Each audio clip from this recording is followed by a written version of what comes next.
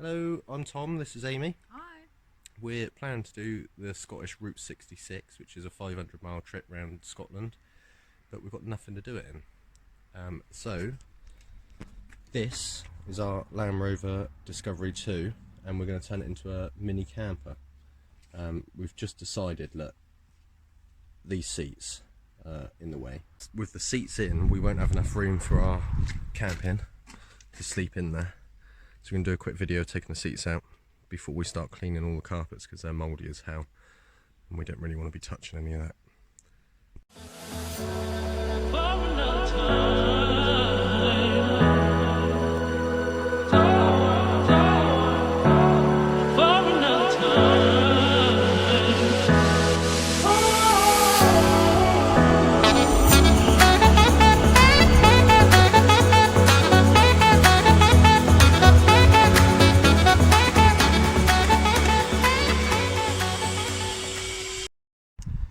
One of the other things we want to do, I've seen this done loads of times, we want to try and make our own one, try to make a better version of it.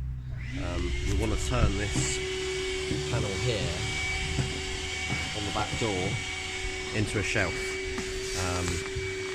Sorry, I got something come up on my screen there.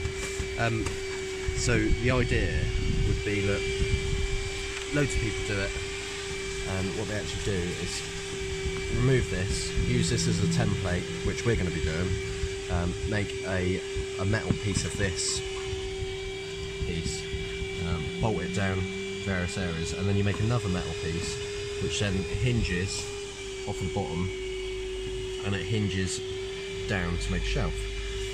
But what a lot of people do is they put a strap from here onto your shelf to stop it going any further. What we actually want to try to do is make two bits of metal coming off the top, the hinge in the middle, so when you fold your shelf up, those bits of metal fold in with it, so it's all nice and flat pack. When you fold it out, obviously what you'll get is you'll get a return from this corner down to your shelf, which hopefully then should act as a windbreak and stop things sliding off, and it'll be the same both ends. Now I say this, it's quite ambitious for us, so I should imagine we'll end up with straps because I'll cut the wrong size bits and just make a complete mess of it, but we'll see. We'll video it all, and then you can just have a laugh at our expense of trying to do something that's far too ambitious for our skill set.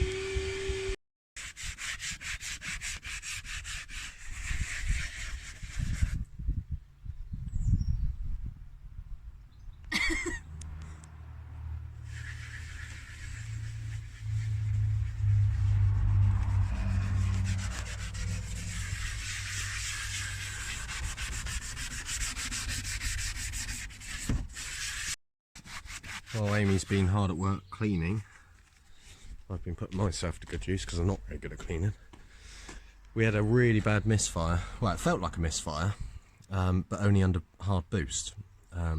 Obviously, the common fault is the injector wiring loom, which is just there, and oil starts seeping down the loom and runs back to the ECU.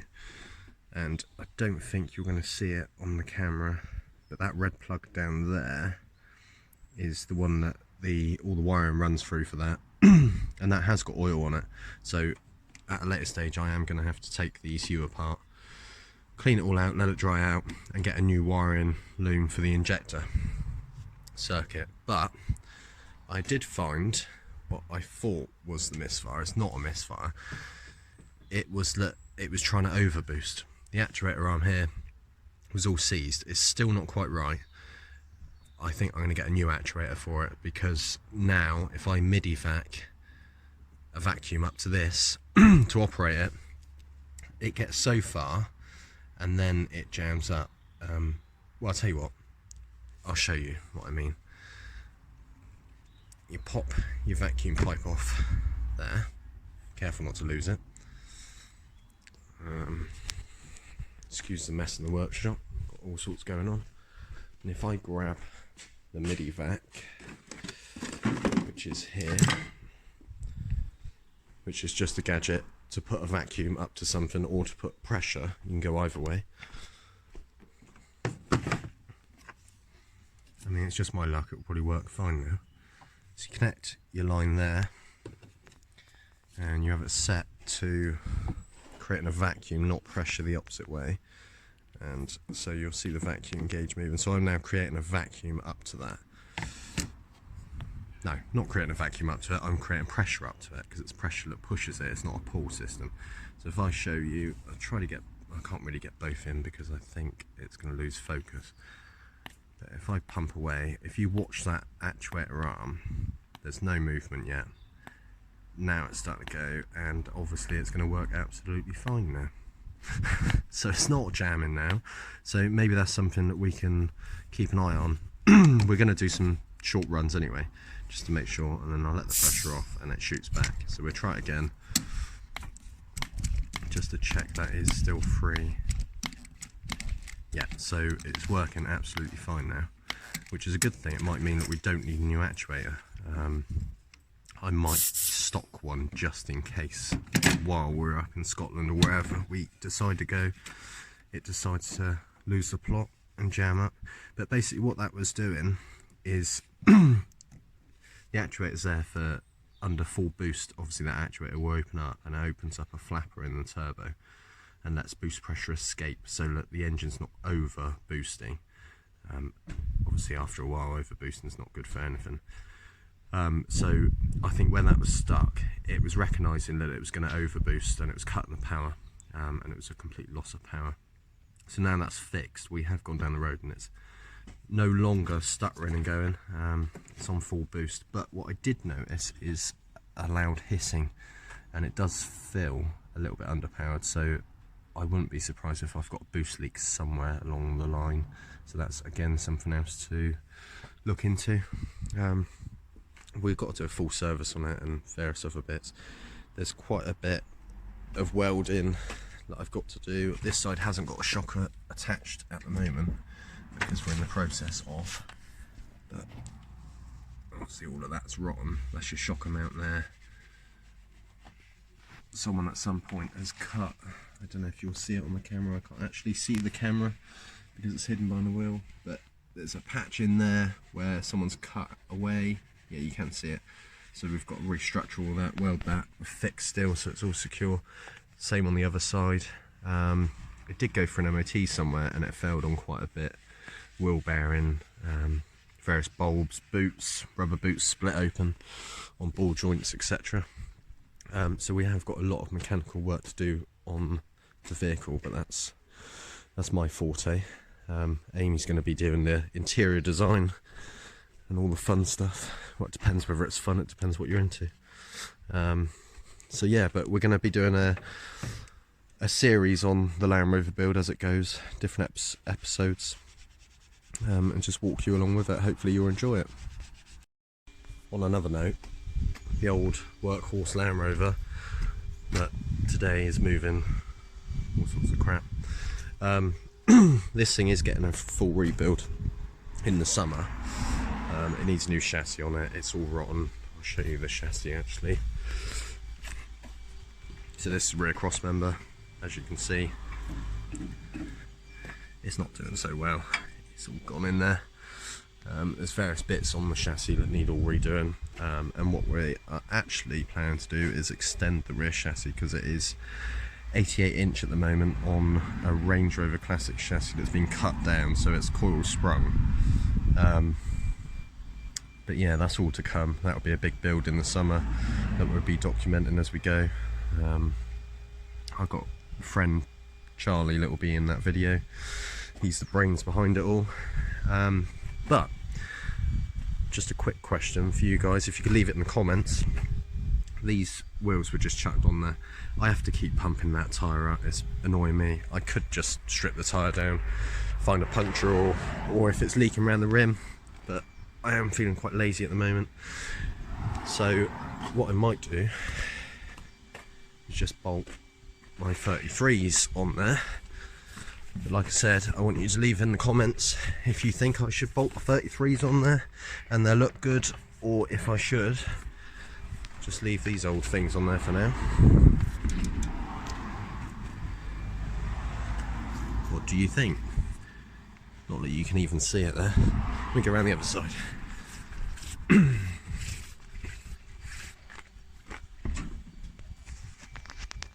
you think they look good on there?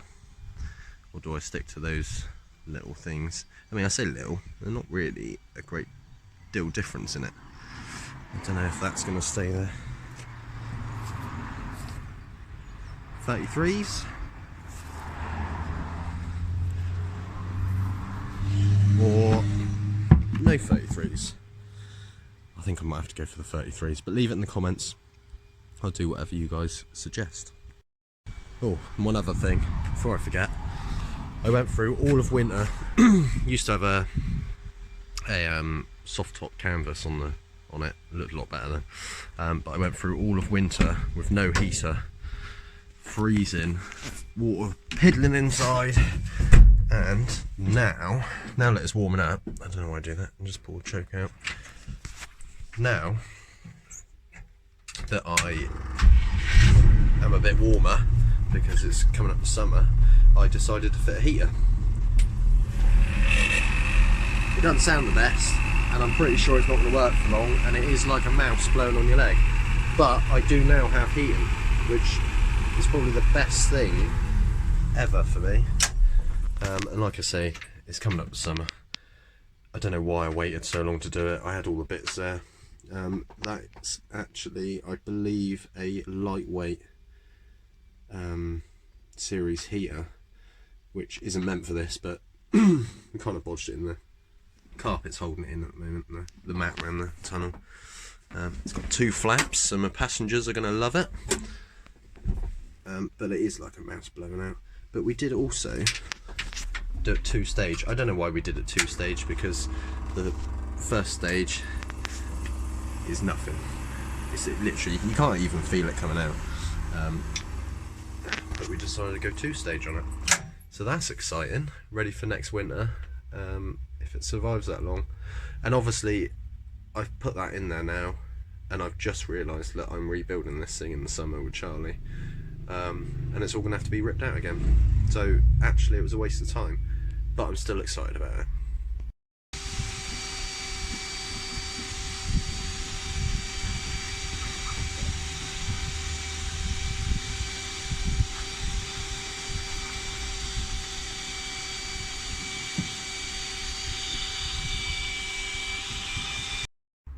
Amy's been hard at work.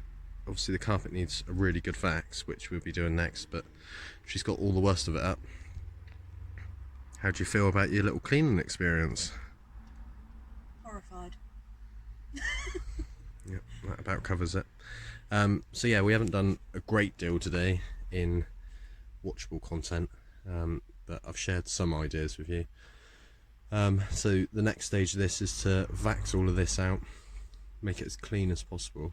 We are thinking, now that we're taking the red seats out, I'm thinking of extending this bit out so it's a real flat floor, and we're going to have a bed build in here of some sort, whether or not that folds up this way, and then obviously have an open area. We're going to put a table stand there if that's the case, or whether we should build it so that we've got a bench seat along this side, bench seat along that side, and then somehow it manifests into a bed at night. Multifunctional either way, doesn't it? Yeah, definitely. So if you've got any ideas or you've done anything like this, can you leave it in the comments below? Just give us some ideas what you think would be best, whether to have a bed go up that way or have 2 bench seats that fold out into a bed. Obviously we're going to want to eat in here during the day, sleep in it during the night. It's all got to be multifunctional like Amy said. But yeah, if you like this video, give us a like and a subscribe. Thanks guys.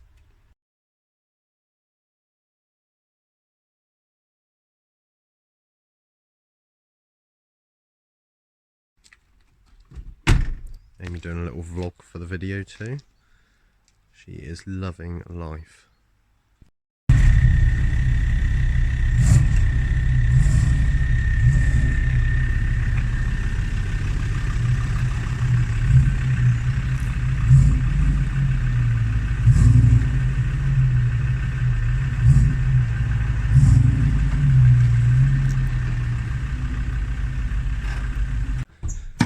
got some mechanical issues. One of which is the fact that we can't start it without a jump pack. So that's going to be the next thing to buy, is a new battery. We tried charging it, it's completely kaput. Looks like it's been on there for decades. What I would say though, while we're on the subject, obviously I run a garage and we rely on good tools. I've been through battery pack after battery pack, and finally I bought this Mac Tools battery pack, which has been really good. Really pleased with it. It's quick to charge, seems to hold charge for a long time, and it will jumpstart just about anything. So if you're looking to buy a battery pack, I would definitely suggest that you look into the Mac Tools one.